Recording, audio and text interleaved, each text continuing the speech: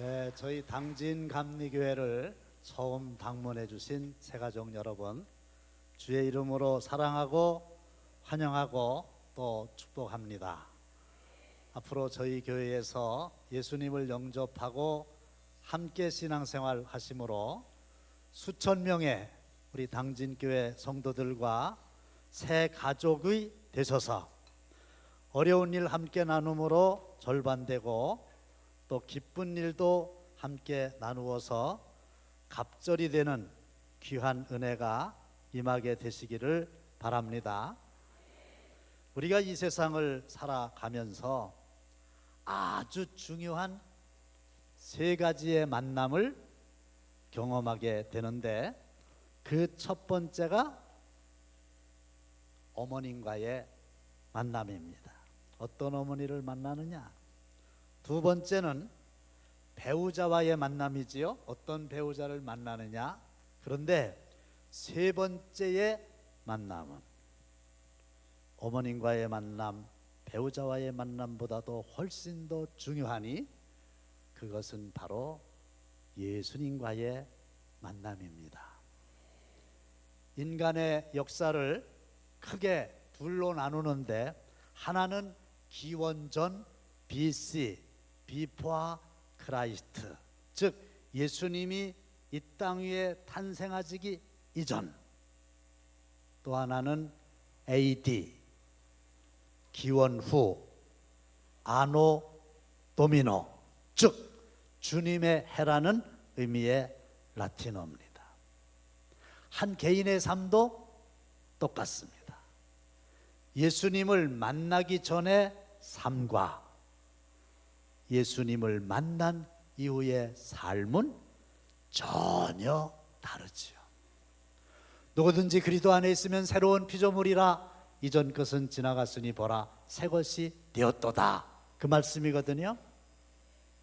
방금 읽어드린 성경 본문에 나오는 등장인물의 신상 명세서를 살펴보려고 그래요. 이름은 삭개오, 순결이라는 뜻입니다. 국적 유대, 현주소 여리고, 직업 세리장, 세무서장. 그런데 당시에 유대 나라는 로마의 지배를 받고 있었기 때문에 백성들로부터 부당하게 세금을 많이 거두어서 일부는 로마 당국에 바치고 상당히 많은 부분을 자기가 취해서 배를 불린, 소위 매국노, 우리로 이야기하면 친일파. 따라서 재산은 꽤 많은 부자였는데, 그의 특징 중에 하나는 키가 매우 작다는 거였었죠. 유대인이 본 삭개오는 매국노, 세리, 죄인 중에 죄인. 로마인이 본 삭개오는 충성스러운 식민지 백성 중에 하나. 그러나 현대인의 눈으로 본 삭개오는 어쨌든 돈을 많이 벌어서 성공한 사람. 하지만 예수님이 본 삭개오는 잃어버린 사람이었습니다. 10절 말씀을 다 함께 읽어보시겠습니다. 시작. 인자가 온 것은 잃어버린 자를 찾아 구원하려 함이니라. 삭개오는 과연 무엇을 잃어버리고 살았나요? 첫째로 자기 자신을 잃어버리고 사는 사람이었습니다. 소크라테스는 내 자신을 알라 이렇게 말했는데, 나는 어디로부터 와서 어디로 가는가? 사람이 한 번 태어났다가 죽는 것은 하나님의 정하신 이치인데, 언제 내가 이 세상을 떠날는지 아는 사람이 아무도 없어요. 그러나 오늘은 어제보다 죽음에 하루도 가까워진 거 사실이지 않습니까? 어떻게 사는 것이 참으로 행복한 사람인가? 이것을 삭개오는 제대로 알지 못하고 살았었지요. 두 번째로는 이웃을 잃어버리고 사는 사람이었습니다. 무사람이 보고 수군거려 이르되 저가 죄인의 집에 유하러 들어갔도다. 예수님께서 삭개오네 집에 들어가게 되니까 동네 사람들이 수군대는 거예요. 저 죄인의 집에 예수님이 들어가셨다고, 자기 배만 채우는 저 못된 놈의 집에 예수님이 들어가셨다고. 달에 갔다 왔지만 길을 건너가서 이웃을 만나기는 더 힘들어진 시대에 이 삭개오는 이웃을 잃어버리고 살았습니다. 세 번째로는 하나님을 잃어버리고 산 사람이었죠. 돈은 많이 모았지만은 행복은 얻지 못하고 사는 사람이었습니다. 많은 사람들이 돈이면 다다, 돈이면 다다, 돈다 그러다가 머리가 획 돌아가지고 청와대에는 3개의 실이 있는데 비서실이 있고 경호실이 있고 최순실이 있었다는 거 아니에요? 그런데 법을 어겨가면서 자기의 욕심을 채우려고, 그게 행복을 가져다 줄 줄 알았지만 눈물이 되어서 자기를 올가맬 줄을 어리석어서 몰랐다는 거지요. 영어 공부 한번 해보겠어요? 굿이라고 하는 말은 좋은, 아주 훌륭한 그런 뜻이죠. 그런데 god가 하나님인데 굿, 훌륭한, 매우 좋은, 이것에서 하나님이 빠지면 뭐만 남습니까? 어떤 사람은 0이라고 그러는데 저는 빵이다, 그렇게 해석하고 싶어요. 아무리 이 세상에서 가진 것이 많이 있다 손치더라도 하나님을 알지 못하는 사람은 끝내 한 줌의 흙으로 되돌아가고 마는 거 아니겠습니까? 대전에 가면 별천지라는 이름 그대로 아주 유명한 식당이 있는데 그 별천지 식당 입구 오른쪽에 한 마리의 공작새가 있어요.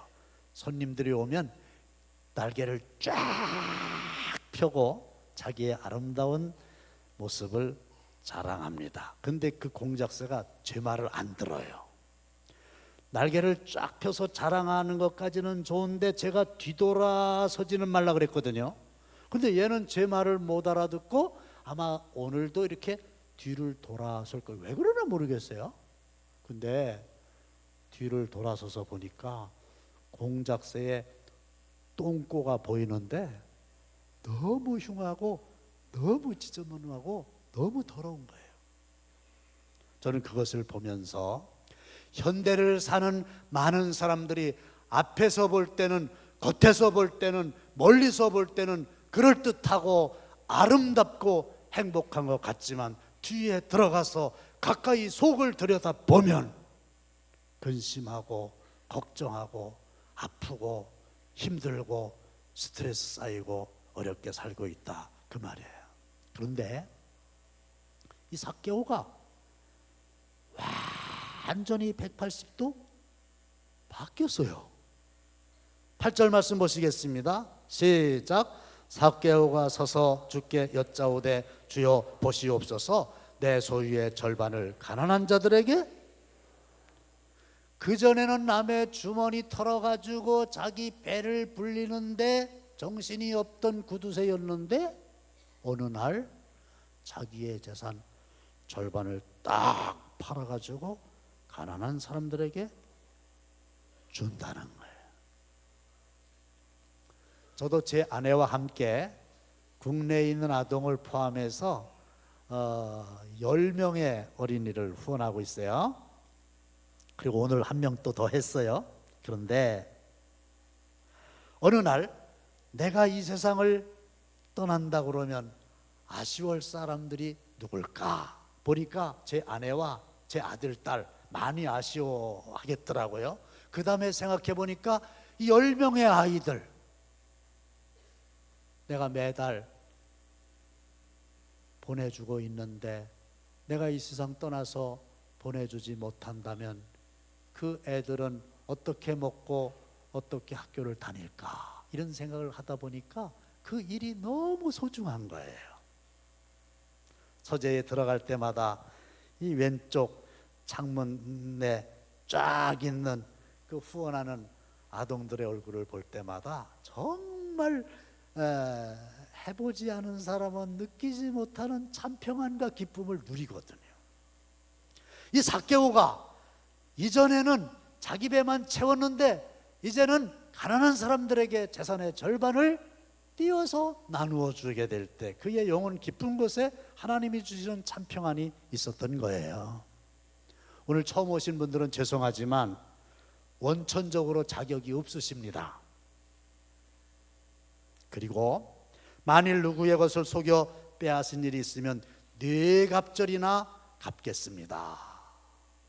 남을 억울하게 하고 빼앗은 것이 잘못됐다고 하는 것을 인정하게 됐지요. 맞아요. 모든 사람은 타락한 욕심의 본성에 매여 있는 죄인입니다. 우리가 아무리 노력을 해도, 아무리 차돌같이 단단한 결심을 해도 의로워질 수 없는 죄인입니다. 죄인이기 때문에 죄를 지으며 살 수밖에 없어요. 삭개오는 그걸 깨닫게 된 거죠. 그러면 마지막으로 이 삭개오가 어떻게 해서 이렇게 이전과 전혀 다른 풍성한 삶을 사는 사람으로 바뀌어져 있었을까요? 3절 말씀을 보면 그가 예수께서 어떠한 사람인가 하여 보고자 했다. 지금 이 자리에는 누구를 통해서, 누군가의 사랑의 손길과 기도를 통해서 이 자리에 오신 분들이 참으로 많이 계신 줄로 아는데, 예수님이란 과연 어떠한 분이실까? 여기에 대한 호기심이 있지 않겠습니까? 근데 유감스럽게도 이 삭개오는 키가 너무 작아요. 예수님을 만나러 다니는 사람들이 예수님을 에워싸고 있어서 예수님을 만날 길이 없어요. 보통 사람들은 포기했음직한데 그는 용기를 내서 돌무화과 나무 위에 올라갔습니다. 그전 성경에 보면 뽕나무 위에 올라갔다 그랬어요. 지역 유진대 어른이, 세무서장이 쉽지 않은 결단을 한 겁니다. 예수님을 어떻게든지 내가 만나고야 말겠다. 근데 예수님이 일행과 함께 그 삭개오가 올라가 있는 뽕나무 근처에 다다르셔서 삭개오를 보시면서 삭개오야 내려와라. 내가 오늘 너희 집에 유하여야 하겠다. 삭개오가 깜짝 놀랐어요. 자기는 예수님을 산전 처음 만났는데 그 예수님은 이미 삭개오의 이름을 알고 계셨던 것이요. 오늘 처음 오신 여러분들도 우리 하나님은 여러분들의 머리카락 하나도 다 세고 계시고 여러분들의 이름도 알고 계시는 줄로 믿으시기를 바랍니다. 좋아가지고 얼른 내려와가지고 예수님을 자기 집에 영접했더니 오늘 이 집에 구원이 이르렀다 이랬잖아요. 말씀을 정리하겠습니다. 볼지어다 내가 문 밖에 서서 두드리노니 누구든지 내 음성을 듣고 문을 열면 내가 그에게로 들어가 그와 더불어 먹고 그는 나와 더불어 먹으리라. 지금 하나님께서 여러분들의 마음의 문을 두드리고 계세요. 마음의 문을 열었으면 좋겠다는 거지요. 영접하는 자 곧 그 이름을 믿는 자들에게는 하나님의 자녀가 되는 권세를 주신다.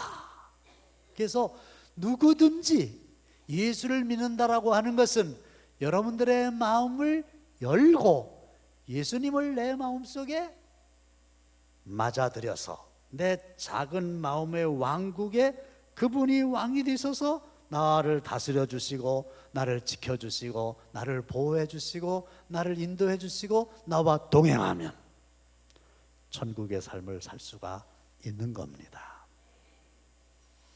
나의 죄를 용서해 주시기 위하여 십자가 위에서 대신 피 흘려 돌아가신 그 예수를 믿으면 하나님은 과거와 현재와 미래의 여러분들의 모든 죄를 다 용서해 주시고 예수님께서 보내주신 거룩한 성령이 내 안에 들어오서 역사하시면 내 힘이 아닌 그분의 능력으로 이제부터는 죄와 멀어지고 하나님과 가까워짐으로 죄의 종노릇하던 삶에서 하나님을 위하여 의의 열매를 맺는 천국 백성이요 천국의 삶을 살 수가 있으니 인생에 있어서 가장 중요한 만남, 예수를 만나서 삭개오처럼 여러분들의 남은 생애가 마음속에서 어두움을 몰아내고 빛으로 가득한 후회함이 없는 풍성하고 행복한 삶을 다 살게 되시기를 주님의 이름으로 축원합니다. 하나님의 은혜와 사랑 감사드립니다. 땅만 내려다보며 한숨 짓는 저희들, 이제는 눈을 들어 하나님을 바라보며 어둠에 가득한 마음을 빛으로 바꿔주시오니 감사합니다. 남은 생에 하나님 아버지 앞에 올려드립니다. 하나님 책임져 주옵소서.